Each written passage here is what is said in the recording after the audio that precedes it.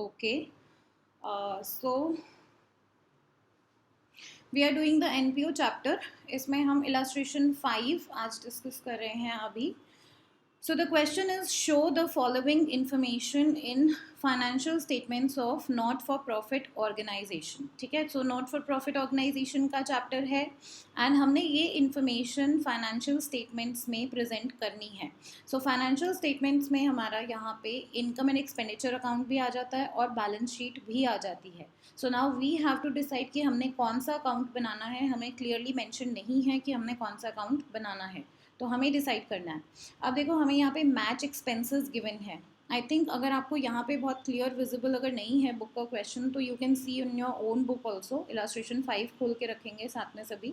तो match expenses सबसे पहले गिवन है. अगर हम देखें मैच एक्सपेंसेस, तो ये बहुत एक रेगुलर एक्सपेंस है जो नॉट फॉर प्रॉफिट ऑर्गेनाइजेशन है उसके लिए. तो अगर हम सोचें तो this will go to income and expenditure account. First thought हमारे दिमाग में ये आएगी. बट क्योंकि हमें नीचे मैच फंड दे रखा है सेकंड नंबर पे, तो हमारे दिमाग में आना चाहिए, अरे भाई मैच फंड गिवन है तो मतलब मैच से रिलेटेड जो भी सारे एक्सपेंसेस होंगे और इनकम्स होंगी वो सारी मैच फंड में जाएंगी बैलेंस शीट में. ठीक है, तो मैच फंड में से सारे मैच के एक्सपेंसेस माइनस होंगे और कोई अगर मैच के लिए डोनेशन आई हैं तो वो उसमें ऐड होंगी. सब कुछ जो ट्रीटमेंट होगा वो मैच फंड में होगा बैलेंस शीट में. ठीक है, let me just see on the next page also कि क्या गिवन है. बी पार्ट जो है क्वेश्चन का वो है, what will be the effect if match expenses go up to 2 lakh. चलो ठीक है, ये तो बात की बात है. पहले हम फर्स्ट पार्ट करेंगे, ए पार्ट सॉल्व करेंगे यहाँ पे. This is illustration 5 and a part है हमारा. So as I told you, इसमें क्या बनेगी, बैलेंस शीट बनेगी इसमें. तो बैलेंस शीट का आपको फॉर्मेट तो पता ही है. और बैलेंस शीट में क्योंकि 2 लाइंस आपको छोड़नी है, फर्स्ट लाइन में हम लिखते हैं बैलेंस शीट एंड दूसरी लाइन में हम क्या लिखते हैं, as at 31st March 2000. Given ही नहीं है, सो 2000 डॉट डॉट डॉट. ठीक है, अब हमारे पास 2 साइड्स बनती हैं यहाँ पे. The format is the same as you've learnt in your 11th class. This is your liabilities side and rupees, and this is your assets side and this is again rupees. ठीक है जी, ये बन गया हमारा. इसके बाद अब हम स्टार्ट करेंगे मैच फंड से. जो हमें फंड की अमाउंट गिवन है, we will start with that. तो सबसे पहले हम लिखेंगे मैच फंड, और हम कहाँ लिखेंगे उसको, इंटरनल कॉलम में लिखेंगे, because lot of things we have to add and subtract. तो इंटरनल कॉलम में हम लिखेंगे मैच फंड. ठीक है, अब उसके ऊपर मुझे दे रखे थे मैच एक्सपेंसेस. तो मैं क्या करती हूँ, मैं ये सोच रही हूँ कि मैं माइनस करने वाली चीज़ें बाद में माइनस करूँगी, ईजी रहेगा मुझे, एक साथ माइनस कर दूँगी. पहले मैं ऐड करने वाली चीज़ें ढूंढती हूँ. क्या ऐड करने वाला है, डोनेशन. देखो मेरे पास अगर कोई डोनेशन आई है तो मैं उसको ऐड कर लेती हूँ इस फंड में. So I will just write add donation for match fund. तो मैंने डोनेशन ऐड कर ली है for match fund and that is 2,40,000. ठीक है, अब कुछ और भी अगर आया है अमाउंट तो उसको भी अभी ऐड कर लेंगे, क्योंकि एडिशन तो हम एक साथ कर सकते हैं, बट अगर आप एडिशन और सब्ट्रैक्शन एक साथ लिखोगे वो हम नहीं कर सकते. So what I will do is sale of match tickets. अगर मैच के लिए कोई टिकट्स हमने सेल की हैं, हमने एक मैच ऑर्गेनाइज किया था, उसमें हमने टिकट्स लोगों को सेल की हैं, उससे भी तो हमें पैसे ही मिले हैं ना. सो यहाँ पे वो भी मैं ऐड कर लूँगी and I will write sale of match tickets. तो टिकट सेल करने से मुझे कितनी अमाउंट मिली है, 3,60,000. अब ये मेरे पास सारी एडिशंस हो गई. अब इसका मैं टोटल कर लेती हूँ. 4 लाख मेरे पास स्टार्टिंग में थे मैच फंड में, 2,40,000 मुझे मिले डोनेशन, एंड सेल करने से मुझे मिले 3,60,000. So it becomes 3 into 5 6 and 4 10 lakhs. So I have now 10 lakhs in my match fund. मेरे पास अभी 10 lakhs हैं मैच फंड में. अब उसमें से मैच एक्सपेंसेस, कुछ मैच एक्सपेंसेस हो गए हैं तो वो हम माइनस कर देंगे. सो you will right match expenses. तो मैच एक्सपेंसेस हमारे कितने हो गए हैं? 8 लाख. सो 10 लाख में से 8 लाख माइनस कर दिए. So now this is the amount that will appear in the balance sheet. 2 lakh हमारे पास मैच फंड में है अभी. ठीक है, this is how we do this question. तो ये हमारा ए पार्ट सॉल्व हो गया है कि इसमें हमें बोला है show the following information in the financial statements of not for profit organisation. Now you have to decide what these financial statements will be, whether this will be income and expenditure account और this will be balance sheet. तो ये items देख के आपको पता चलेगा कि आपने इनको कहाँ डालना है, इनकम एंड एक्सपेंडिचर अकाउंट में या बैलेंस शीट में. मैंने जैसे ही फर्स्ट आइटम देखी मुझे लगा अरे match expenses this will go to income and expenditure account. But जैसे ही मैंने सेकंड आइटम देखी मैच फंड, तभी मुझे स्ट्राइक किया कि नहीं जी बैलेंस शीट में जाएगा सब कुछ. एक मैच फंड बना हुआ है, उससे रिलेटेड सारे एक्सपेंसेस सारी इनकम्स यहाँ पे बैलेंस शीट में लाइबिलिटी साइड में जाएंगी. प्लस माइनस करने के बाद जो फाइनल अमाउंट आएगी वो बाहर शो करेंगे 2 लाख. ठीक है, ये हो गया हमारा A part finish. Now the B part. अब हमें बी पार्ट में क्या गिवन है बुक में? It's given that what will be the effect if match expenses go up to 2,50,000, other things remaining the same. Now the whole question is same again. match fund इतना ही है, donations इतनी हैं, sale इतनी है, तो 10 लाख तक हमारा पूरा सम सेम है. अभी यहाँ तक हमारा पूरा सम अभी सेम है बी पार्ट में भी. But now they have mentioned कि जो मैच एक्सपेंसेस हैं वो बढ़ गए हैं. और कितने से बढ़ गए हैं? 2,50,000. यानी कि अब मैच एक्सपेंसेस कितने हैं? 10,50,000. तो अब मैच एक्सपेंसेस हो गए ज़्यादा. तो अब इस केस में क्या करेंगे? आप यहाँ पे 10,50,000 शो करोगे, but now this will go into income and expenditure account, क्योंकि अब यहाँ पे मैच फंड में कोई अमाउंट नहीं बची हमारे पास. ठीक है, अब हमारे पास यहाँ पे मैच फंड में कोई अमाउंट ही नहीं है. माइनस में 50,000 है, बल्कि हमारे मैच फंड में से पैसा एक्स्ट्रा निकला हुआ है. So this will go to the income and expenditure account और उसमें आप एक्सपेंडिचर साइड पे शो करोगे. और कितनी अमाउंट शो करोगे? 50,000. जो एक्स्ट्रा खर्चा हमारा हो गया मैच फंड में से, जो हमारा एक्स्ट्रा खर्चा हो गया, तो वो आप वहाँ पे शो करोगे. देखो आपको सोल्यूशन में गिवन भी है बुक में.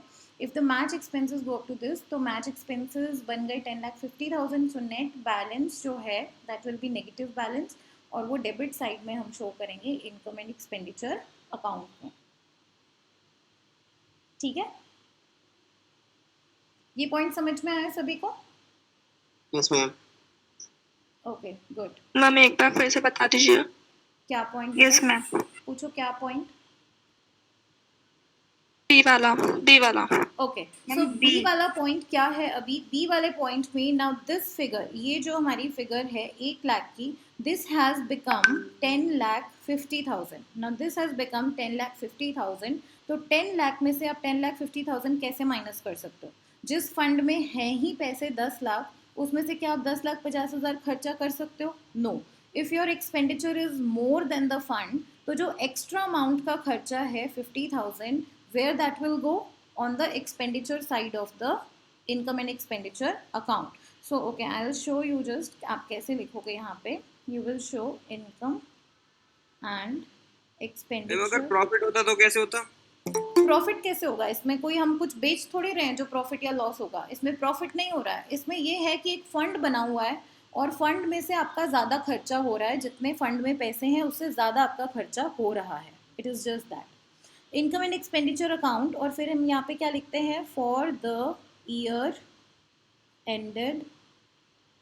देखो यहाँ पे आता है एज एट 31st मार्च, और यहाँ पे आता है for the year ended 31st March 2000, and year हमें गिवन नहीं है. तो यहाँ पे दो साइड्स बनती हैं. Here you will right. नीचे वाला अकाउंट नहीं दिख रहा है, इनकम एंड एक्सपेंडिचर. अच्छा, नहीं दिख रहा है क्या? okay. अभी दिख रहा है? Now is it visible? बच्चे पीडीएफ नहीं शो कर रही हूँ मैं. Okay, some of the students who have joined late, उनको इन्फॉर्मेशन नहीं है. हम सम सॉल्व कर रहे हैं नोटबुक में. So today there is no PDF because theory part खत्म हो चुका है. Now the practical part has started. तो अभी मैं आपको कैमरा से शो कर रही हूँ. And you can see the notebook. आपको 2 नेम्स दिख रहे हैं जैसे आप पहले करते थे बच्चे. जिस जिस नेम पे आपको वो इमेज दिख रही है नोटबुक की, उस पर पिन करो. 2 नेम्स दिख रहे हैं मेरे. एक नेम पे तो आई एम स्पीकिंग, एक स्पीकर का साइन आ रहा है, और एक नेम पे आपको नोटबुक दिखेगी, उस पर पिन करो उसको, नेम को. ठीक है, सबको दिख रही है पे नोटबुक? Yes ma'am.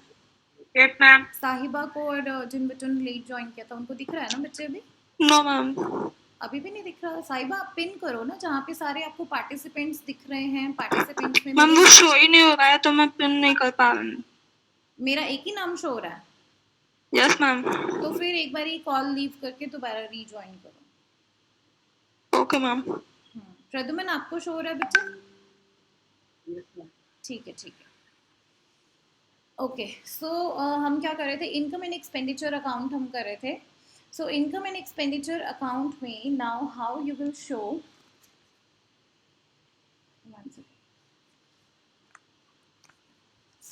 साइबा को भी ज्वाइन कर लेना.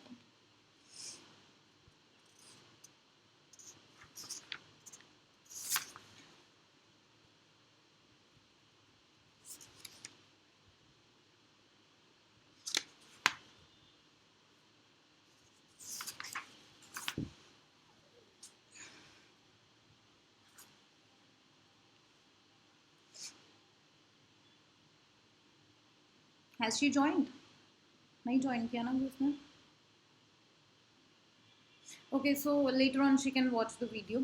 अभी हम इसको कंटिन्यू करते हैं. Let's not waste the time. तो how you will show is, देखो मैंने आपको यहाँ पे बताया. अब यहाँ पे 10,50,000 आ चुका है.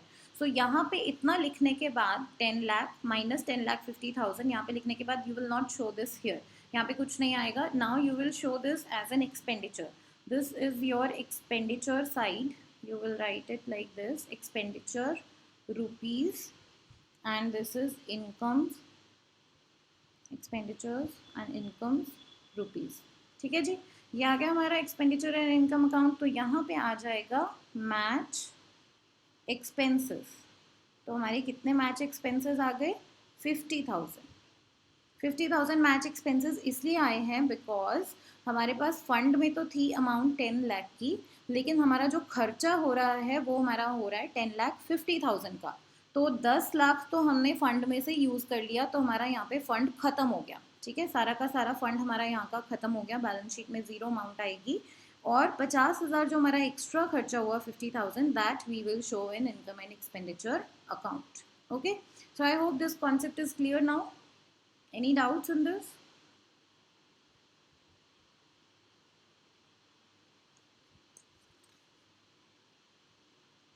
No ma'am. Yes, I wait for your answers actually. If I'm No, telling ma'am. you something, I wait for your answers. If you have any doubt, you need to tell me. If you have any doubt, even if you don't have any doubt, you need to tell me that also. No ma'am, we don't have any doubts. No answer is a very bad thing, which I don't appreciate. Okay, so let's start illustration number 6. Illustration number 6 में क्या है सब अपनी books में देखेंगे. I will show you here. पहले यहाँ पे दिखा देती हूँ आपको. Illustration 6 is show how you would deal with the following items while preparing the income and expenditure account for the year ending 31st March 2019. So 31st March 2019 end हो रहा है year, and you have to prepare income and expenditure account. और balance sheet भी हमें show करनी है as on that date. और हमें ये बताना है कि हम कैसे इन आइटम्स को रिप्रेजेंट करेंगे अपने इनकम एंड एक्सपेंडिचर अकाउंट में और बैलेंस शीट में. ठीक है, तो हम ये केसेस एक एक करके लेंगे. तो आप अपनी बुक देखो और मैं यहाँ पे आपको सॉल्व करके बता रही हूँ. So the first part is here. First part में क्या है? Prizes awarded. अब मुझे बताओ ये प्राइजेस अवॉर्डेड क्या होता है? What is prizes awarded? Expense. This is an expense. ठीक है, Expense. हाँ जी. तो ये कहाँ आएगा? You will show income and expenditure account. I am writing, yes I am writing Debit side. बिल्कुल बिल्कुल बिल्कुल, exactly, very good. So I am writing in short form income and expenditure, but you will not right in short form. आप पूरा full उसमें लिखोगे और पूरा लिखोगे ये for the year ended 31st March 2019, and now you will make an account.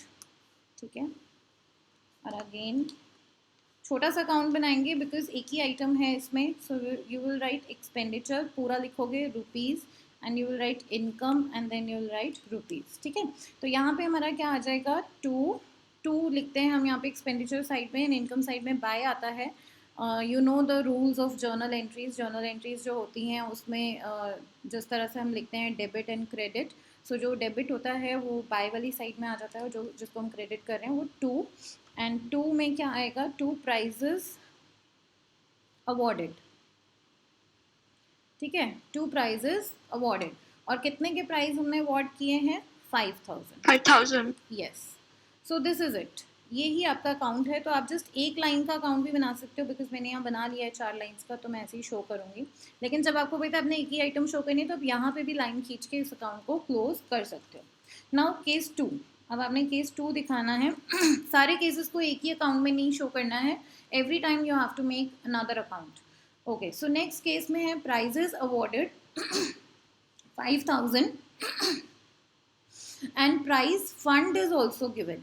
तो अब जब फंड गिवन होता है हमें कोई भी, तो हम उससे रिलेटेड जो भी सारे एक्सपेंसेस और जो भी सारी इनकम्स होती हैं वो हम उसी में करते हैं और बैलेंस शीट में करते हैं. So now I have to make a balance sheet.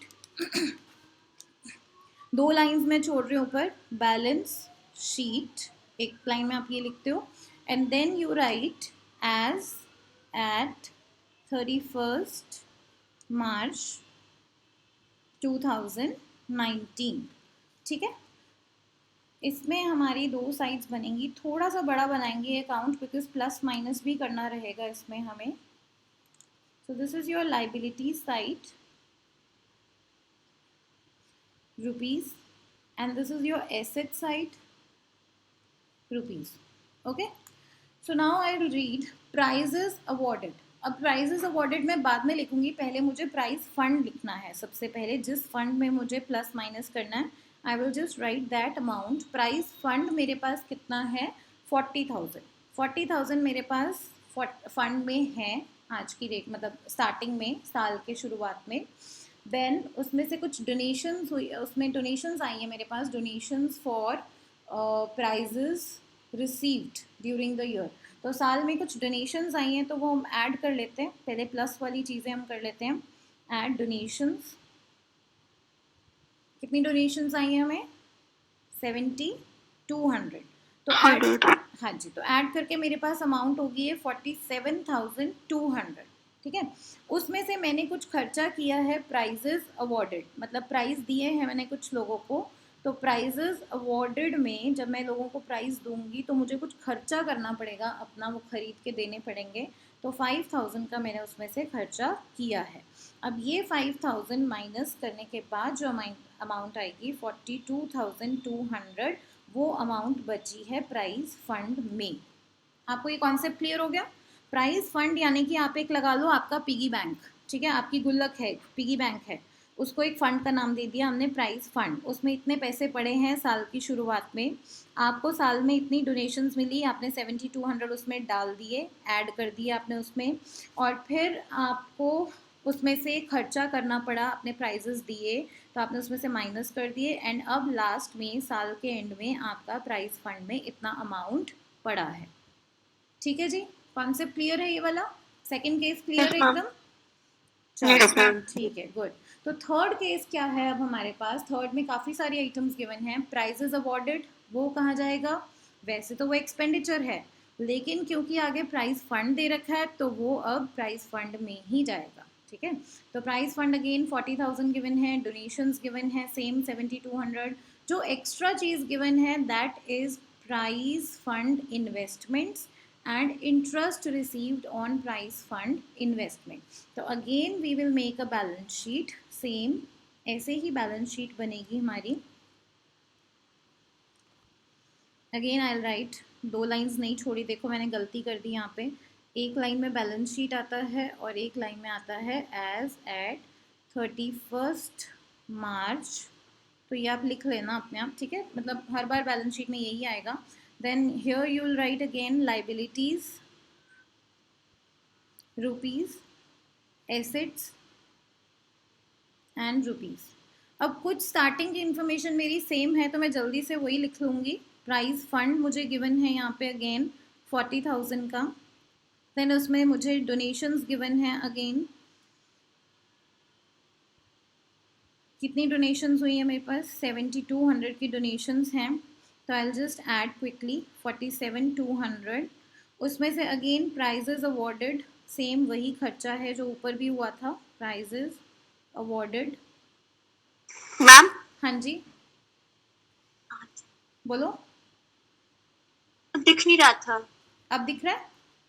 हाँ जी हाँ जी 42,200। ठीक है, ये प्राइजेस अवॉर्डेड कितने हो गए हमारे, 42,200 के हमारे प्राइजेस, सॉरी अब हमारा 42,200 हमारा इसमें पड़ा है प्राइज फंड में। नाउ दे हैव सेड कि कुछ हमने इन्वेस्टमेंट्स भी की हैं, 9% प्राइज फंड इन्वेस्टमेंट्स। ठीक है, तो जब हम इन्वेस्टमेंट करते हैं तो वो हमारे लिए क्या बन जाता है, एसेट, एसेट बन जाता है। और 9% लिखे होने का मतलब क्या होता है कि उस इन्वेस्टमेंट पे हमें 9% इंटरेस्ट मिलेगा। हम इन्वेस्टमेंट करते ही क्यों हैं कहीं पे भी, हम इन्वेस्टमेंट करते ही इसीलिए हैं क्योंकि हमें उसमें से क्या मिलता है, इंटरेस्ट मिलता है हमें उस पे। हाँ जी, इंटरेस्ट मिलता है। मतलब अगर मैंने इन्वेस्टमेंट की है 40,000 की, तो मुझे सेम अमाउंट नहीं मिलेगा साल के एंड में। मुझे साल के एंड में जब अमाउंट मिलेगा तो मुझे 9% इंटरेस्ट भी मिलेगा इस 40,000 पे। तो कितना इंटरेस्ट बनता है 9% 40,000 का, 900 40,000 का। आप आंसर में से देख के बता रहे हो? 3600 मैम। वेरी बैड, ये किसने बताया था? 3500 9% ऑफ 40,000, 9 4 3600 हाँ जी 3600 बनता है इंटरेस्ट। बट क्वेश्चन में कितना लिखा है, इंटरेस्ट रिसीव्ड कितना है हमारे पास, 2700। हमें इंटरेस्ट कितना मिला है, 2700। कितना मिलना चाहिए था, 3600। 3600 तो इंटरेस्ट एक्रूड है। Yes, accrued interest. और एक्रूड इंटरेस्ट जो होता है वो हमारा एसेट होता है, मतलब interest due but not received.